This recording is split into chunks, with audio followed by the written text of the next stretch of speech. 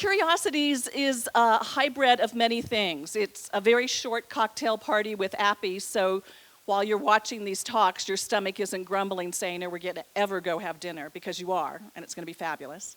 Being able to be part of the TED community has afforded me a lot of great privileges, not the least of which is I get to meet fascinating people, and sometimes I convince them to come to Park City, like tonight, and to speak. I want to welcome first a woman who grew up in Park City, doesn't live here now. She is an award-winning author. Her book, Trespass, won the 2006 or 9, help me, 9, Orion Book Award. She was just shortlisted on the Best Short Story of 2016. And she lives in southern Utah and Telluride. And I want to let you discover Amy Irvine. I may be the wrong woman to be speaking about appetites and borders. More than one therapist has noted my lack of boundaries, meaning I do not know my own margins, where my skin ends and another's begins. I'll enter your home, your heart. I'll make myself intrinsic to your reality, marble my body into your topography. Please don't think for a second that this is sexy or endearing, that I'll leave only a toothbrush and a change of underwear. No, it's more like I'm the rattlesnake that moves in under the outhouse, the only creature that would ever hang out under such a sun-beat structure, all stink and tilt amid the greasewood and scorpions. I'll lurk there in the shadows not far from where the waste drops in. I'll devour the mice that would otherwise shred the paper with which you wipe your butt. We'll develop a symbiosis. You may feel grateful, even obliged, so you'll let me stay. We will learn to get along. What I also mean is it's in some backwoods off-the-grid spot you are likely to find a creature like me, because I don't do nice, neat neighborhoods with HOAs and building codes and tarps over neatly scrubbed barbecues. I don't mow lawns or shovel sidewalks or roll trash cans out to the curb. And that neighborhood watch thing? You won't catch me patrolling a perimeter. No, I hang back and let the critters, the prairie dogs, lizards, and squirrels, come to me. I need that border as porous as possible so I can stay there in the grit and dung. All of which is to say, I am more redneck and rural than I am urban and refined. I am more apt to shoot beer cans from the porch than meet you downtown for a latte. This is why I'd rather not have monument proclamations and wilderness designations and even national parks that barely let me sneeze without a permit. I want to take up residence. I want to press my belly into the sand. I want to have the land feed me without a fucking middleman. Don't think I don't get the problem, and I know you do too, but I'm going to say it anyway. The minute there is a line drawn around these lands, a sign staked on their behalf, the masses, like us, come running. Sure, they wear their eco-fleece, and they mostly bury their poop, mostly stay on trails, but they come full tilt with their mountain bikes, climbing ropes, GoPros, and canoes. And yes, here in Mid-Rant, I haven't forgotten I'm one of these folks too, except I'm not too sporty or gear-intensive at 51, not anymore. Now I just want to wander off the beaten path in my torn-up jeans. I want to get lost. I mean so totally turned around that I see things anew. I want the land to swallow me, don't you see? Don't you? But with every new human added to our population, every new guidebook written, and every new place protected and promoted, it's getting harder to go feral, to have a wild and reckless reckoning that has nothing to do with recreation and leisure, that has everything to do with sensation and even salvation. This is where it gets tricky, because here comes the man with the napalm mentality and Agent Orange hair. He wants to build the biggest, most solid border of all. He wants another kind of monument, the kind that is gilded with gold, one that pays homage to the wreckage. This wall would keep out people to the south, our neighbors, and in my case, family members. It would also keep out the jaguars, which have only just begun to pad their way back into Arizona. And I think we're going to hear more about this. And did you know there is a herd of wild bison that travels daily back and forth between the two countries? They graze on the American side where the grass is and the water on the Mexican one at the only hole for miles. With the wall, they will die. The same holds true for Sonoran pronghorn, javelina, ocelot, tortoises, and wolves. Sure, monuments also keep things out, the drill rigs and coal mines and even cows, but back to the elephant in the desert, us. I cannot help but wonder how the relationship between the desert and me, just one of so many bodies in need of a getaway these days, could possibly be, at this point anyway, symbiotic. Aren't we too, if only by our sheer numbers, our hunger for a break from our crazed, compressed lives, blindly careening toward our own release without really knowing the body that the desert is, simply as it is? Something beyond a pornographic projection of our own aesthetic and athletic appetites? Here's the moment that complicated how I feel about preserving and then promoting the last best wild places in Utah.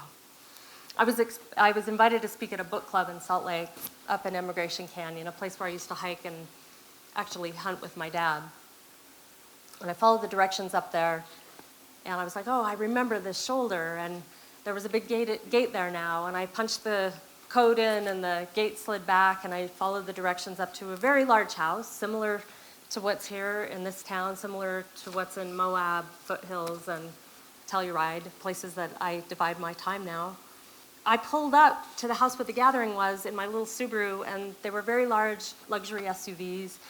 They all had stickers on them that aligned with my views: the Nature Conservancy, 5.7 Wild, the Sierra Club.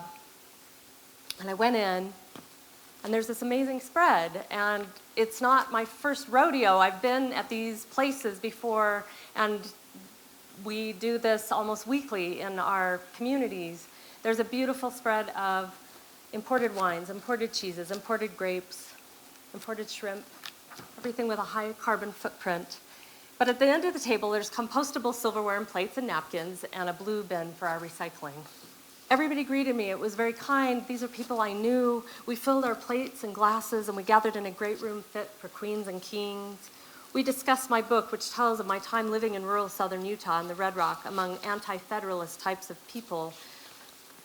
These places I've lived are right outside these new national monuments, Bears Ears, Grand Staircase, Escalante. And at one point, a woman wrinkles her nose and says, God, I hate all those backwoods rednecks down there. Their lifestyle is totally unsustainable. The other book club members nodded and murmured in agreement, and I almost did too, but in that moment I'm thinking, my rural neighbors, my own ranching relatives, my best friend who I cowboy with, we've brought 200 head off a big mountain in an electrical storm, past rattlesnakes and cougars. These folks all lived in smaller houses than the one I was in. They grew, raised, or hunted nearly all their own food. Their cars and trucks were driven until there were 300,000 miles on the engines. They owned about 2 pairs of jeans and 1 pair of boots each, and they reused every piece of baling twine. Hardly ever did they use fuel to go on a road trip, as I did, let alone did they commute to work or fly in airplanes to someplace exotic. And the cattle they trucked to sale, they were sold to supermarkets and restaurants we frequent to serve as the main course for the paleo diets we prescribe to, diets that burn way too much carbon, but hey, they burn fat too, especially if we drive across town after work for a CrossFit class before driving back out to the suburbs to pump more protein into our system so we are lean and uber fit and ready to head to the desert come Friday afternoon. There we'll camp, we'll cook, we'll poop, and we'll pump our bikes amid ancient grounds used by the native people, Ute, Paiute, Hopi, Navajo, to bury their dead, harvest their medicine, hunt their sustenance, paint their prayers. Here's the rub. These good white liberals vote as I do. They support the same issues and organizations. They want monuments to protect the places they recreate, to keep out companies like Conoco, which want to suck the fossil fuels out of every bit of sandstone.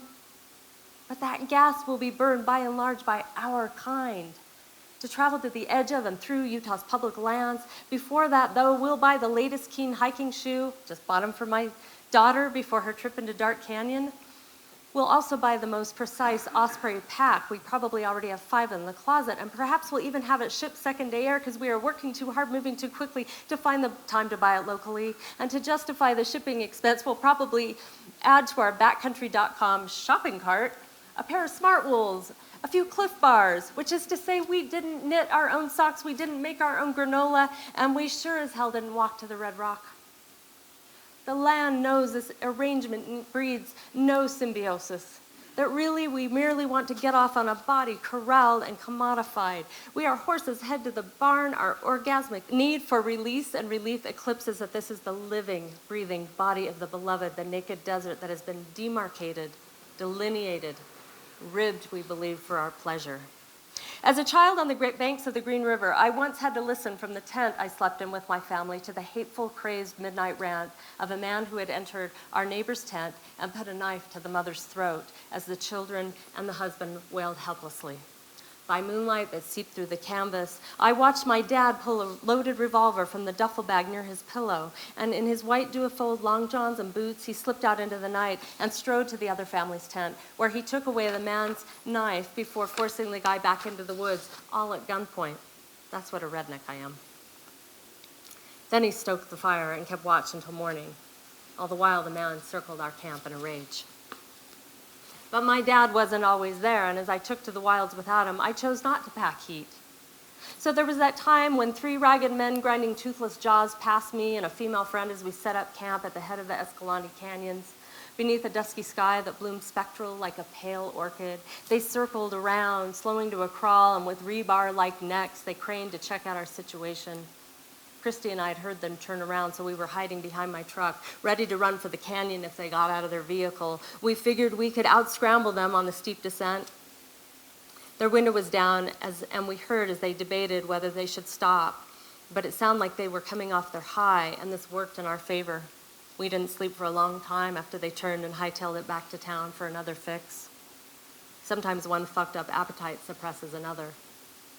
It's funny because I've been threatened by a mountain lion or a bear, and I've come on several occasions face to face with both. I wouldn't and didn't have that reaction. I mean, I'm okay with learning how to avoid an animal attack but when it comes to altering my behavior, aborting my adventure to minimize the chances of being attacked by the male sex of my own species, the onus is way off target. Why can't we just teach men not to attack women? Why can't we teach people not to shoot wolves, not to round up rattlesnakes? And should it not be a stretch then to tell them to quit the plundering of pristine public lands? Can we learn to love the whole of it? The body that is beyond the politic and even the erotic? Can we remember it is also poetic? Can we learn to love each other again? Of course, none of this is going to happen when our commander-in-chief feels entitled to pussy grabs and land grabs alike. When he thinks women and wilderness are mere resources for the taking. Not that he's the first, it's a narrative we've known for a long time. I am only so glad, so wildly grateful that this is not the only sensibility that has stuck to my skin. Meaning I know what it's like to clutch another body beneath a bruise of sky, to feel that beating heart and taste on another's tongue the confluence of sage, rain, and tears as a storm gallops across a silvery basin and range. I know what it's like to be led blindfolded by a lover through a riot of red sandstone fins to the back of beyond, to be shown a panel of rock art so wondrous, so evocative, that your soul just leaves your body and for a moment dances with the entire history of the world. Agent Orange Man simply has not had this. He has not seen the naked desert, hasn't felt its raw, ribbed geography wrap around him and buck and heave until he cannot tell what part of him is animal, vegetable, miracle, mineral, until he cannot tell if he lives in a fever or a dream. No, this is clearly a man who has never been eroded. And maybe that's why we need wilderness designated and monuments proclaimed, so men like him might be worn someday down to the bones. Imagine this. At 50, you fall in love again. It is New Year's Day, the anniversary of your father's death. 17 years prior, he put a bullet through his heart. The desert is cold, gray, and silent. High notes drift in, courtesy of coyotes. Cognac is poured from a Stanley flask. And there are petroglyphs like none other. The panel he has taken you to is far, far off the beaten path, and it shows a storyline in which one event leads to another, or perhaps it is a thread of great tensile strength with which the world is stitched together. You stare and stare at the figures, animals, gods, and humans, and everything in you, all that is primal, all that is spiritual, and all that is cerebral, comes together. And in that gray flat light, the dark patina warms oxymoronic from cold red to hot cobalt. You turn to the man and you see lines, storylines, heart lines, bloodlines, but no red flags. You see him the way you see the desert around you, this red desert with whom you've been intimate since you were a child. And the ways in which this man has been eroded means everything is exposed. He is the kind of topography you can follow. Through the dust devils and arroyo cuts and shifting sands, through the damage and the desire. To touch his skin is to put your finger on the blue terrain of your own heart and say, right here, this is home. And so this first day of the year blooms anew. You look around at the red desert that yawns with signs both wide and hopeful, unfurling in every direction. You understand now the way love is. The way we gather together what is beautiful and what is broken, what is protected and what is predated.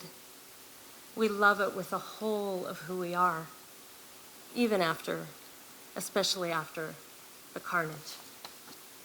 Thank you. I'm just a village boy from Africa trying to save our last species. Now, I grew up in a village right next to Mount Kenya, the second highest mountain right by the equator. Many people love coming there. Mountain tourism is quite heavy there. And to me, missing school used to be elephants will stop us from going to school. So every morning you wake up, if you find elephant dung, you just go back home with a little bit of it and say, Mom, there are elephants out there. And you're like, yes, no school for me that day. As I grew older and older, and as I progressed in school, I noticed these excuse were not palatable anymore. I couldn't use it anymore. And my grandma would just say, thank God they're not here, they're not eating our crops anymore. Flash forward to 10 years later, I ended up being Africa's first animal lawyer. I happen to have met Dr. Richard Leakey in my very, very many adventures in the wild. And the one time I met him, he asked me one question that I always seem to ask everybody I meet. He asked me, what do you do? At that time, I had just done securities. I'm a connoisseur of mergers and acquisitions. I'm really good at packaging mutual bonds, stock bonds, and all that. I told him, well, I make a lot of money doing this. I'm really having fun doing this.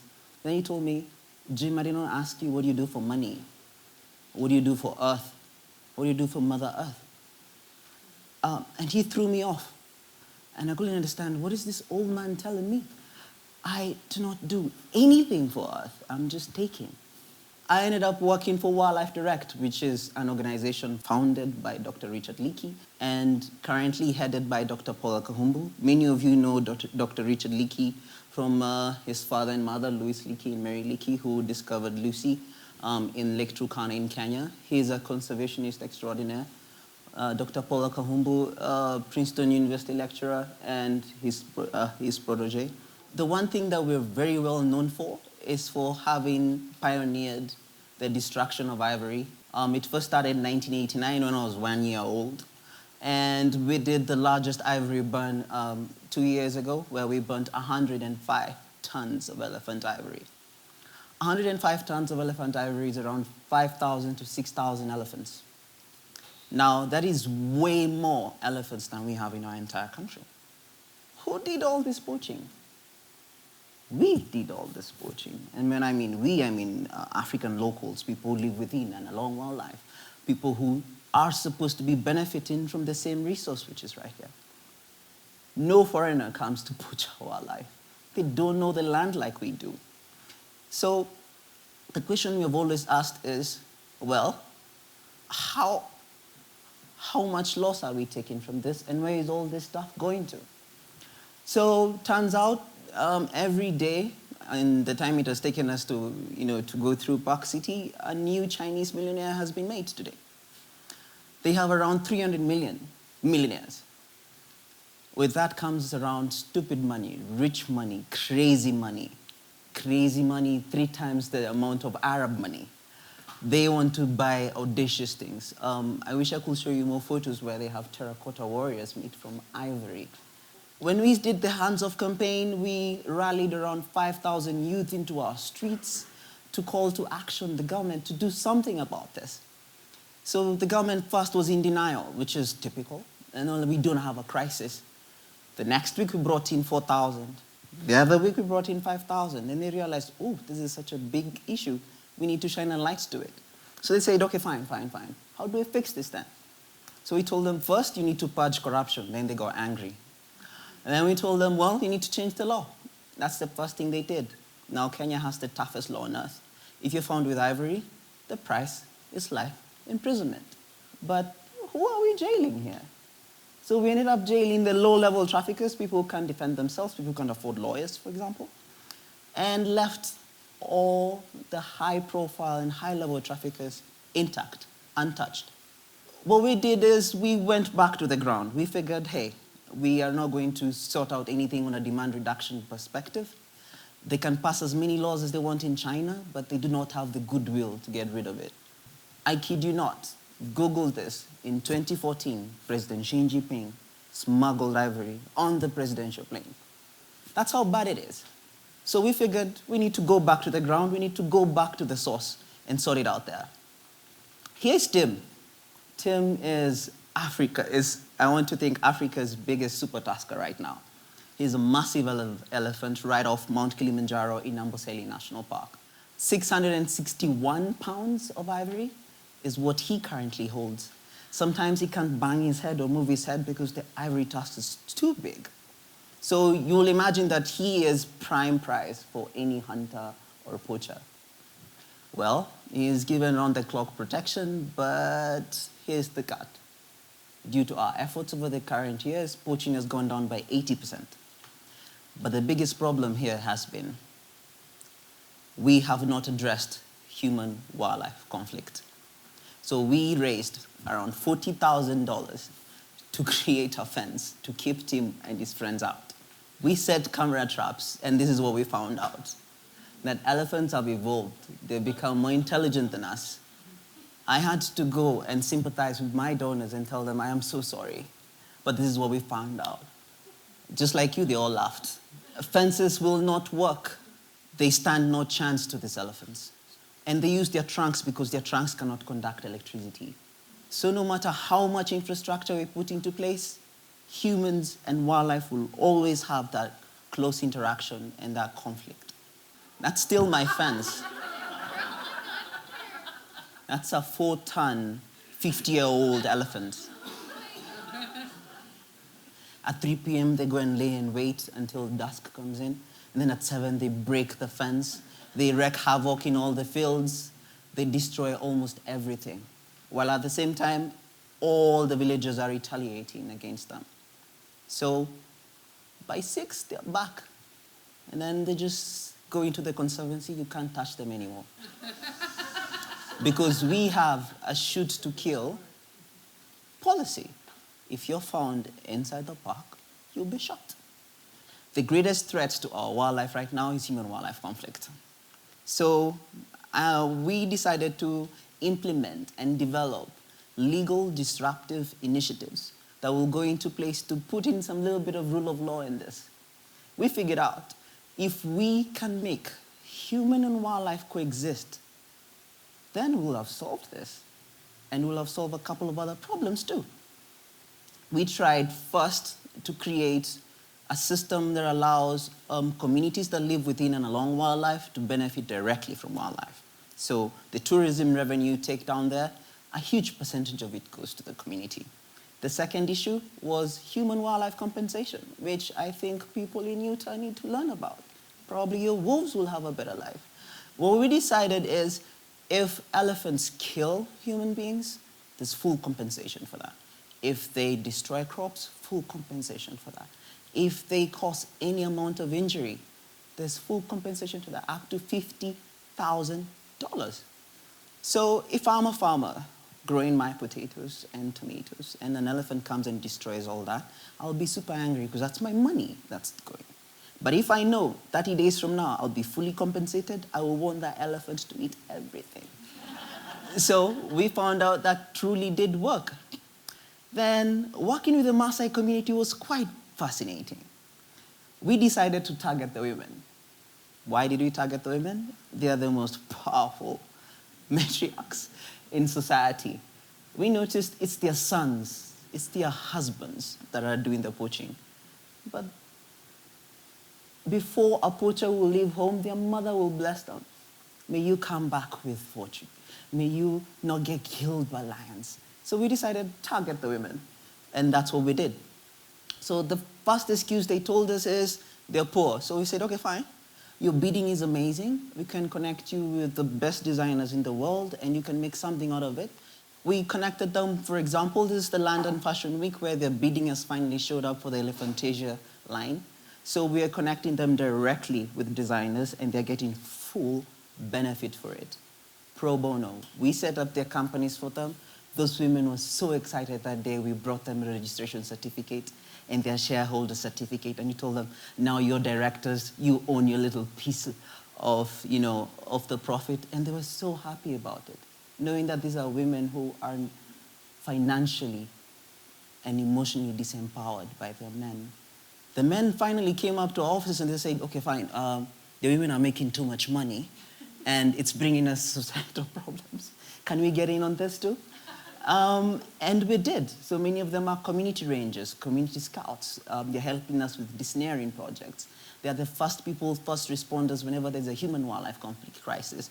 They're the first ones who tell us, well, we suspect there's a new member in our village who's come to pillage and poach.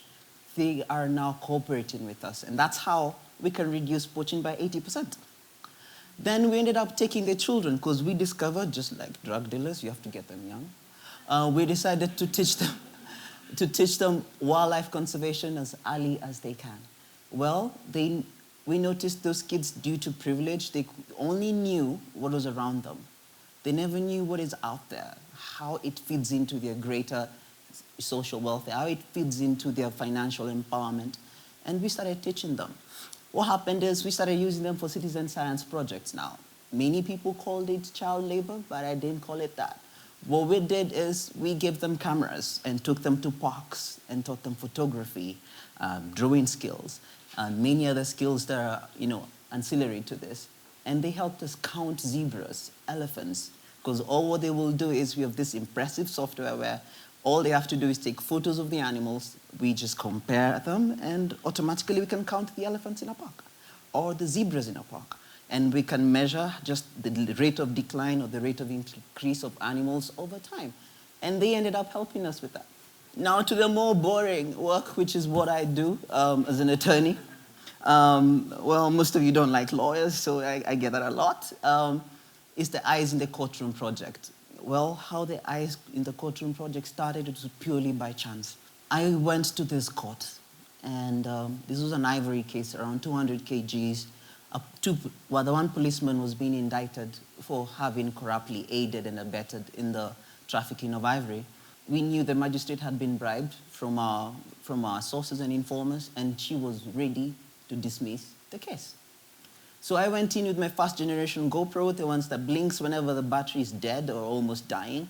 And I just put it in front of me. And I just sat there just to listen to the ruling. And she ripped the prosecution, saying, oh, the evidence is not conclusive. And she'll look at me. Continue reading, then still look at me, because that light was just distracting her. And she asked me, who are you and why are you recording me? I told her, well, we have a right to record proceedings in court. This is not America. We don't need sketch artists. Whatever you're saying, if it's true, it has to go on record. And you'll be on primetime television, because we have a television show, a weekly television show. She told me, so who are you representing? The animals. Everybody in court laughed. But she didn't. She went back to the chambers, changed her ruling, came back. 3 paragraphs. Ripped apart the defense, saying, elephants are our natural heritage. We want our kids to inherit something apart from Chinese debt. We really want this to be done well.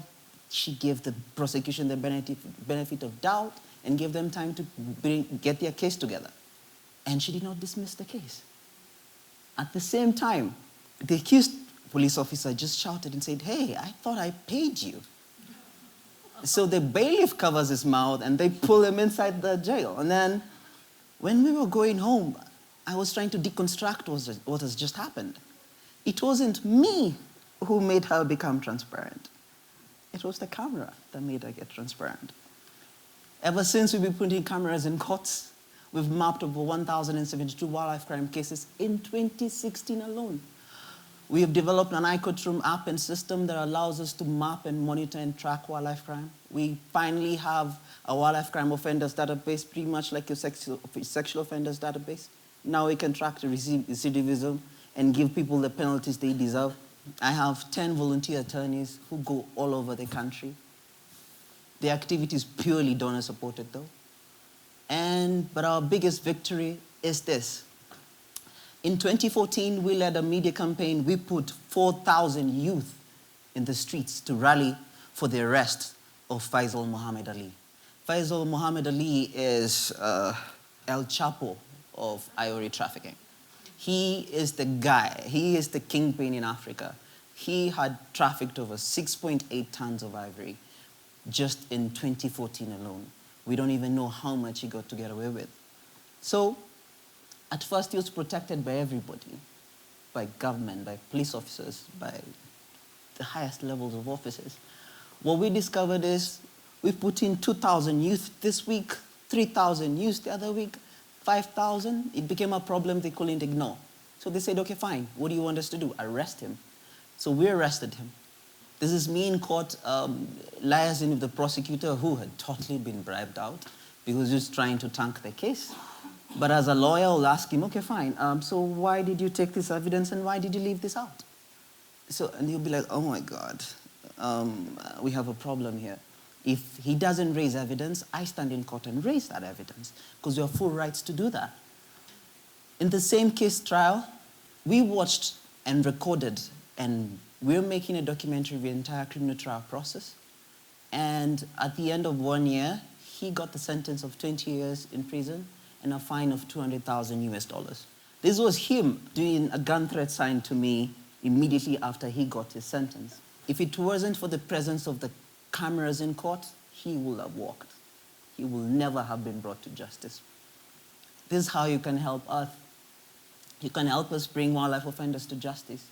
They're getting away with the worst of crimes. They're making stupid money from this. A lot of it. 1 kilo of rhino horn is at $100,000. That's more than a kilo of cocaine. That's more than a kilo of gold. Ivory right now, due to market crashes, is now gone down to 1,500 USD a kilo. That's still too much. Creating a deterrence to crime. What we're doing now is we're going for his money, all of his money. We are doing financial investigations and getting his money and trying to plow it back to conservation. To me, that's the ultimate dream. His co-accused, we were able to seize around $300,000 of their personal assets, and we delivered this to our equivalent of the Fish and Wildlife Service, and they were shocked that we came with our money. And we gave them a big check of $300,000 and told them, more is coming. My strategy for the next 1 year is to do this in the other 100 cases of similar caliber and profile. Class action recovery suits, they have to pay for the loss of wildlife. They have to pay for the loss of revenue. They have to pay for every single elephant that we have lost. And when I mean elephant, I mean all the other wildlife which are trafficked in it. Then building the capacity of law enforcement. Due to our work and our surgical interventions, we have been invited to train judges, prosecutors, investigators. We have been building wildlife crime scenes investigative techniques for all of these people. The shocking thing is, they always tell me, you're too young to be this wise and telling us this stuff. But I tell them, well, a lot of your corruption is hidden behind the lack of capacity. Now you can't use the excuse of lack of capacity anymore. And as you may know, the one thing that can truly address corruption, with Kenya being the third best country in corruption, you know how we love medals, that's a bronze medal. So the only way to get rid of corruption is to shine a light to it. Transparency, accountability. We will be there with cameras. We'll shine them up to your face. If you do a wrong move, I will be there in court to oppose that. If you don't do it the right way, we will appeal. If you don't, we will take it to our Supreme Court that is now nullifying presidential elections. So that's fascinating. And we are trying to build the rule of law in Kenya. So what can you do for Earth? You can help me bring justice for wildlife. Thank you very much. You hear a little noise outside, probably. High school kids. The high school kids are the Park City High School Marching Band. So if you've never been in a parade, you're about to be in one now. So we're going to go up Main Street behind the marching band, and we're going to end up at toTupelo, and we'll see you up there at your tables. Thanks.